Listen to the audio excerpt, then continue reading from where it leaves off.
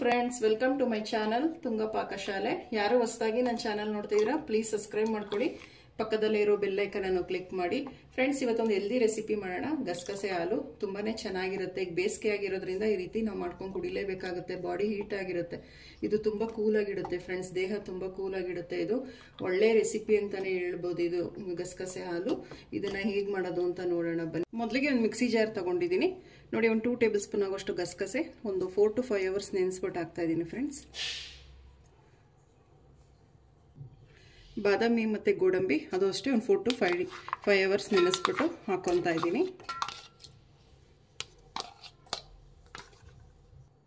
ನೋಡಿ, ಒಂದು 3 ಏಲಕ್ಕಿ ಹಾಕೊತಾ ಇದ್ದೀನಿ ಫ್ರೆಂಡ್ಸ್. ಬಾದಾಮಿ ಮತ್ತು ಗೋಡಂಬಿ ನಿಮ್ಗೆ ಎಷ್ಟು ಬೇಕಾದರೂ ಹಾಕ್ಬೋದು. ನಾನು ಎರಡನ್ನೂ ಒಂದು 15 ಹಾಕಿದ್ದೀನಿ.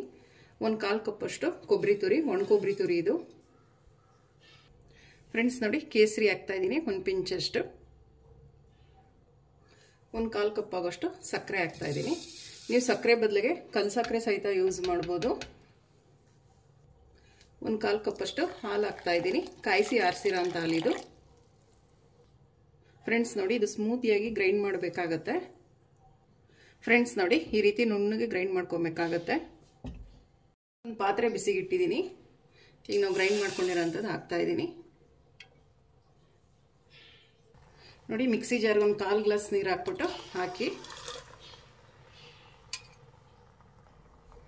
ಫ್ರೆಂಡ್ಸ್ ಇದನ್ನು ಮಿಕ್ಸ್ ಮಾಡಿ.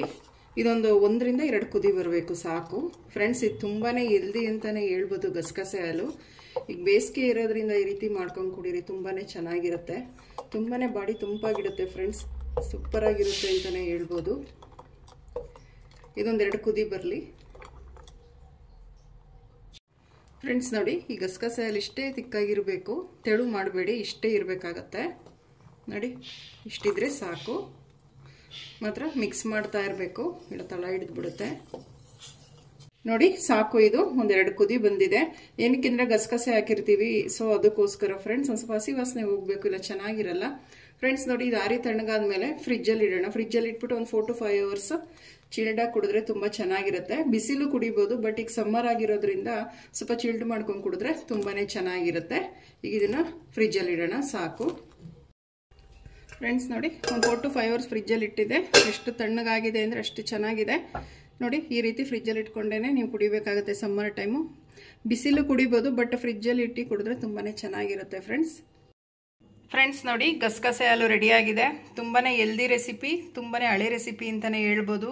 ತುಂಬಾ ಚೆನ್ನಾಗಿರುತ್ತೆ, ತುಂಬ ದೇಹ ತಂಪಗಿಡುತ್ತೆ ಫ್ರೆಂಡ್ಸ್. ಇದಂತೂ ತುಂಬಾ ಹೆಲ್ತಿ ರೆಸಿಪಿ ಅಂತಲೇ ಹೇಳ್ಬೋದು. ಈ ಬೇಸಿಗೆಯಲ್ಲಂತೂ ಈ ರೀತಿ ಮಾಡ್ಕೊಂಡು ಕುಡೀರಿ, ತುಂಬ ಒಳ್ಳೆಯದು. ವಾರಕ್ಕೆ ಒಂದ್ಸಲನಾದರೂ ಮಾಡ್ಕೊಂಡು ಕುಡೀರಿ, ತುಂಬಾ ಚೆನ್ನಾಗಿರುತ್ತೆ. ಈ ವಿಡಿಯೋ ನಿಮಗೆ ಒಂದು ಸ್ವಲ್ಪನಾದರೂ ಇಷ್ಟ ಆಗಿದ್ರೆ ಫ್ರೆಂಡ್ಸ್ ಆ್ಯಂಡ್ ಫ್ಯಾಮಿಲಿ ಮೆಂಬರ್ಸ್ಗೆ ಶೇರ್ ಮಾಡಿ. ಪ್ಲೀಸ್ ನಮ್ಮ ಚಾನಲ್ನ ಸಬ್ಸ್ಕ್ರೈಬ್ ಮಾಡಿ, ಪಕ್ಕದಲ್ಲೇ ಇರೋ ಬೆಲ್ ಐಕನನ್ನು ಕ್ಲಿಕ್ ಮಾಡಿ. ನಾನು ಯಾವುದೇ ವಿಡಿಯೋ ಅಪ್ಲೋಡ್ ಮಾಡಿದ್ರೆ ನೋಟಿಫಿಕೇಷನ್ ಬರುತ್ತೆ. Thank you for watching. ಮುಂದಿನ ವಿಡಿಯೋದಲ್ಲಿ ಭೇಟಿಯಾಗೋಣ. ನಮಸ್ಕಾರ.